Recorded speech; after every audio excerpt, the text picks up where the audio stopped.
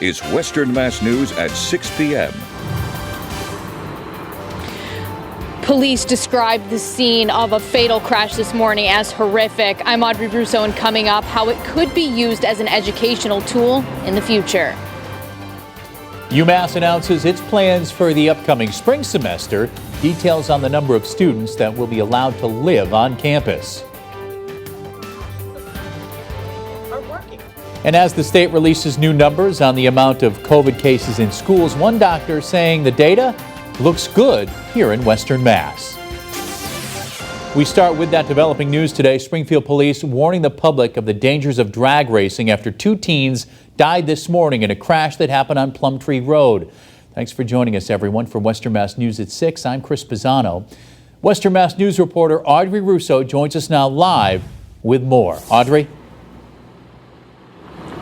Police describing the scene from early this morning here on Plumtree Road as both horrific and tough to see. However, in the future, they say that the body camera captured at the scene could be used as an educational tool to warn young people about the dangers of illegal street racing. I call and I message his phone and it's not going through. Denacia Lee Figueroa says she's the close friend of one of the teenagers who died on the scene of Friday morning's drag race crash. Western Mass News is not identifying the 18 and 19-year-old males until the Hampden County DA is done notifying the families. But Figueroa says she needed to share that her friend was trying to establish himself as an adult after a tough childhood. He's striving to take care of everything at once, and it's just like that's something that needs to be put out there. He was a really good kid. The officers that responded are very upset about it. We're going to have a debriefing for them. It was a horrific scene. Springfield Police Commissioner Cheryl Clapprood says she's considering using the body camera video captured by responding officers as an educational tool for young people. Maybe some point in time later on, we make sure people see that. I think kids should see that. I don't think they realize the damage and the injuries that can come of the high-speed drag racing. Police say the two teens who died in the crash were in one of the racing cars that ended up striking an emergency vehicle in the opposite lane. They say the other racing car was unaffected. But Clapprood says she's surprised that Plumtree Road, with its winding turn, was used for a drag race. This one was kind of unexpected for us. It happened on a Thursday night, which we usually don't have, and it happened in a location that we usually don't have any issues with. However, one witness who lives on the street says he's concerned about the speed he hears frequently. I hear them all the time. They're up and down this road, and they pass on this road, they race on this road. Now, police say that the driver of the emergency vehicle that was hit was unharmed. Live in Springfield, Audrey Russo for Western Mass News. Audrey, thank you for that live report. The University of Massachusetts Amherst is out with their plan for spring semester. The biggest change will be the number of students living on campus and when classes will start. Western Mass News reporter Leon Purvis is live for us outside UMass with more. Leon? Chris, the spring semester is set to start on February 1st, 2 weeks later than normal, and UMass Amherst has decided to increase the number of students allowed to live on campus up to 60% capacity. Now, freshmen and transfer students will get top priority when it comes to living on campus. Also, students who have mandatory face-to-face classes like science labs, and those who are dependent on university housing and dining, international students, and athletes. Now, folks living on campus are required to get tested for coronavirus twice a week, even though more students are going to be on campus. A spokesperson for the university tells Western Mass News the majority of classes will remain remote come this spring. From what I understand at this stage, there's not any great increase at all in face-to-face learning. We'll have a full sense of that after registration and depending on who chooses to apply to come to campus. Seniors can start registering for classes on Monday, November 2nd. Freshmen and transfer students currently enrolled will be contacted by the university about housing next week. Live in Amherst, Leon Purvis, Western Mass News. Leon, thank you for that live report. And here's a quick look at today's numbers for COVID-19 cases. So far, the state reports 968 new cases for a total of 144,895. There were also 19 more deaths reported today. The statewide death toll topping 9,600. Western Mass News is your school authority. In their weekly report, the Department of Elementary and Secondary Education, DESE, released the number of new coronavirus cases impacting schools in our state. And when it comes to Western Mass, one doctor believes the numbers are fairly low. Overall, they're pretty good. UMass microbiologist Dr. Erica Hamilton responding to this week's number of COVID-19 cases reported in Hamden, Hampshire, and Franklin County schools.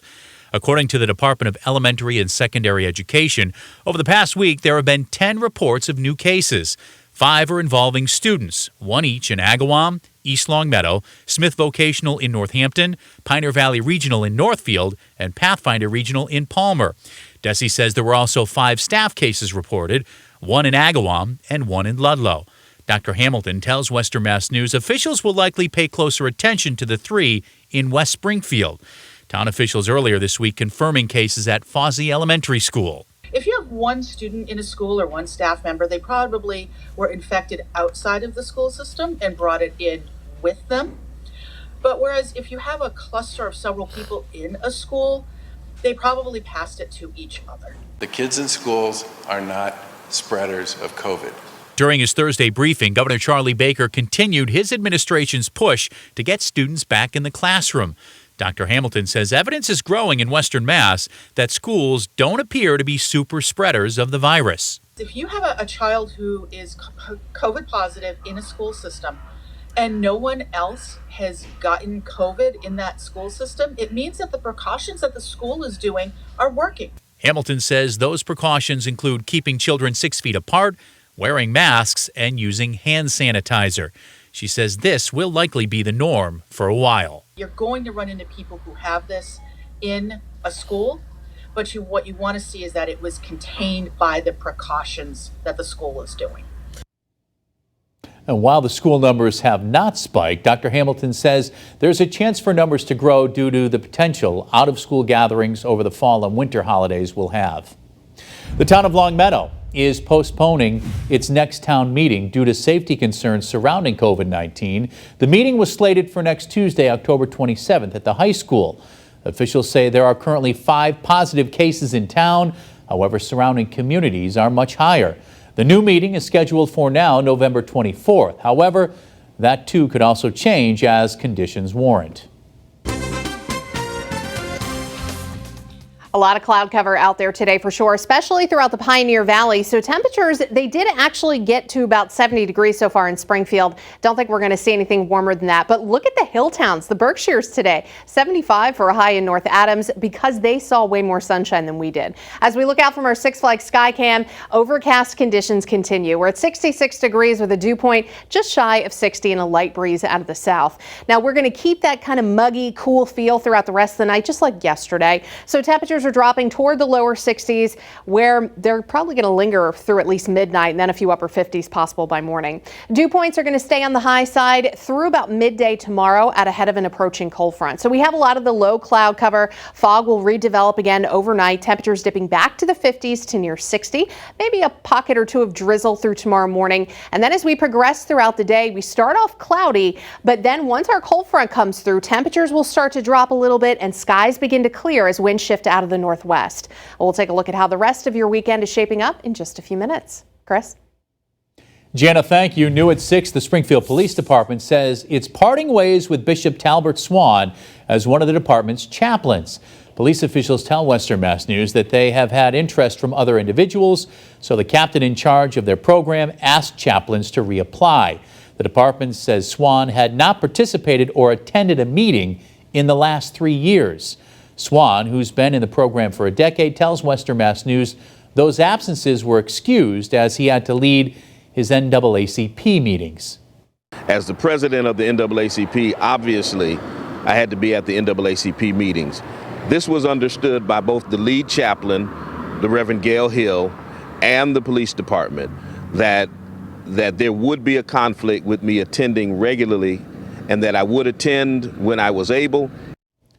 The department anticipates 3 of their chaplains will not be renewed, with one of them being Bishop Swan. He claims the department is using the not attending meetings as a cover for the fact that he's been outspoken against police brutality within the Springfield Police Department.